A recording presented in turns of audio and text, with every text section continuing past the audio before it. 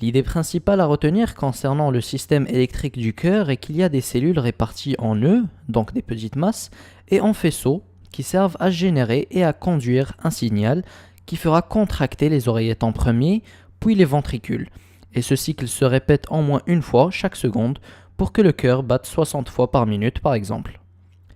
Et ce qu'on verra dans cette vidéo, c'est une façon astucieuse de mémoriser les noms et l'emplacement de ces nœuds et faisceaux, ainsi que le mécanisme de la génération et transmission de ce signal à travers le cœur.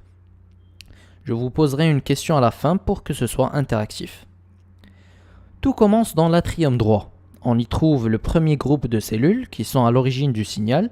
Ce groupe se trouve près du sinus venarum, qui résulte du développement embryonnaire du cœur. Et ce dernier se trouve dans l'atrium droit. Ce premier groupe ou nœud est donc appelé nœud sinu-atrial ou nœud sinusal. C'est lui qui détermine en temps normal la fréquence ou rythme cardiaque, puisque plus il génère de signaux par minute, et plus il y aura de contractions cardiaques. Et son rythme est appelé rythme sinusal. Ce nœud sinusal est en communication avec l'oreillette gauche pour lui transmettre le signal ou un flux via le faisceau de Bachmann. D'ailleurs, en ajoutant 2 mains et 2 pieds, on obtient A-man, A-Bachmann. Et ce faisceau permet une conduction rapide et le signal atteint donc presque simultanément les deux atriums qui vont par conséquent se contracter en même temps. Le signal a aussi besoin d'arriver au ventricule. Le nœud sinusal est donc connecté à un autre nœud entre les atriums et les ventricules. C'est donc le nœud atrio-ventriculaire. Et ces faisceaux qui relient entre les deux nœuds sont les faisceaux internodaux. Et pour continuer, on va transformer ce nœud en tête de serpent. Ce dernier va tirer sa langue, qu'on appelle faisceau de His, comme le son que produit le serpent.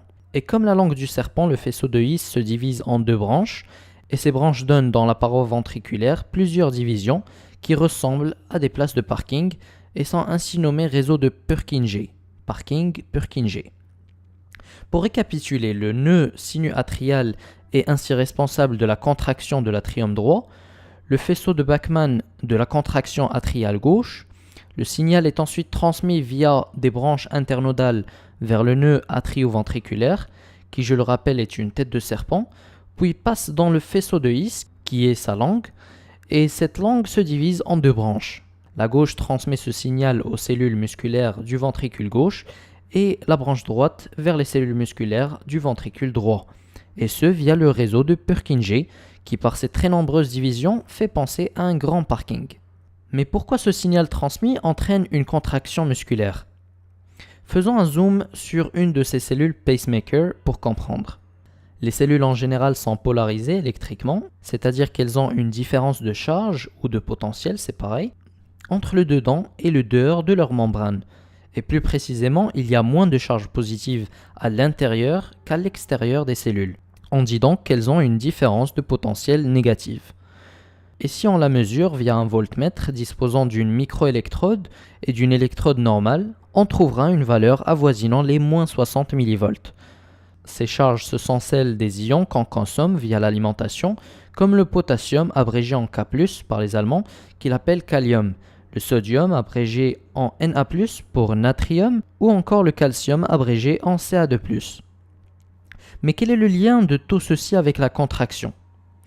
Bien, pour que l'atrium ou le ventricule se contracte, ces cellules musculaires doivent se dépolariser, c'est-à-dire qu'elles doivent inverser leur pôle électrique en ayant plus de charge positive à l'intérieur de la cellule.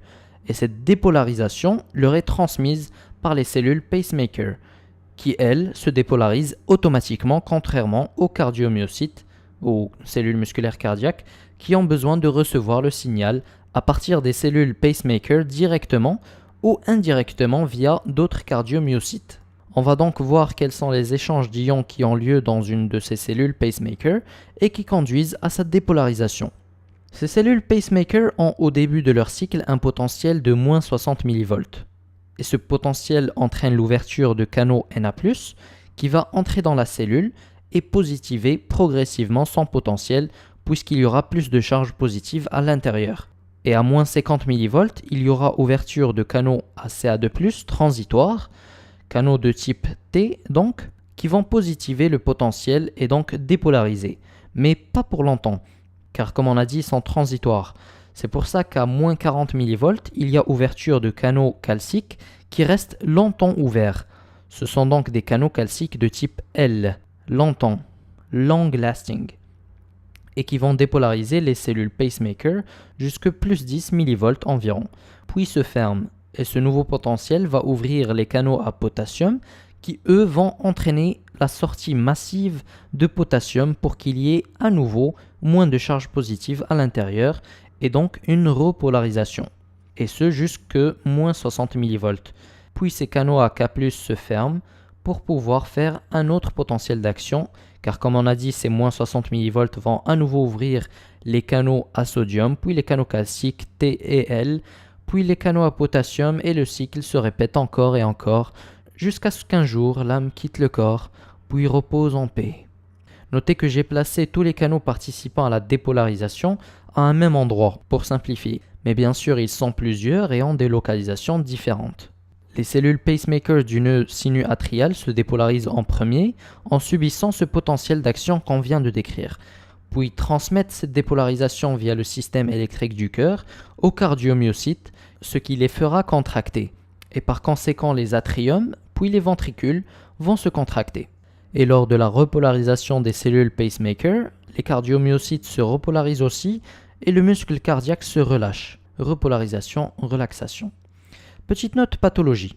Le nœud sinusal est normalement responsable du rythme cardiaque entre 60 et 100 battements par minute, mais suite à une crise cardiaque, ou dans le jargon médical infarctus du myocarde, les cellules composant le nœud sinusal peuvent mourir par manque d'oxygène, et les faisceaux internodaux prendront le relais, et la fréquence baisse alors à 55-60 battements par minute. Et s'ils sont aussi lésés, le nœud auriculo-ventriculaire prendra le relais, avec une fréquence encore plus basse. Puis le faisceau de His, puis ses branches, puis si tout ce qui précède ne peut assurer sa fonction, les fibres de Purkinje s'occupent de générer les influx électriques, mais à une fréquence entre 20 et 40 battements par minute seulement. À présent la question, pouvez-vous citer dans un ordre chronologique les constituants du système électrique cardiaque? Réponse dans les commentaires sous la vidéo. Vous êtes invité à nous rejoindre sur notre page Facebook Dr Astuce. J'espère que vous avez tout comme nous passé un bon moment. Rendez-vous sur la prochaine vidéo, Inch'Allah.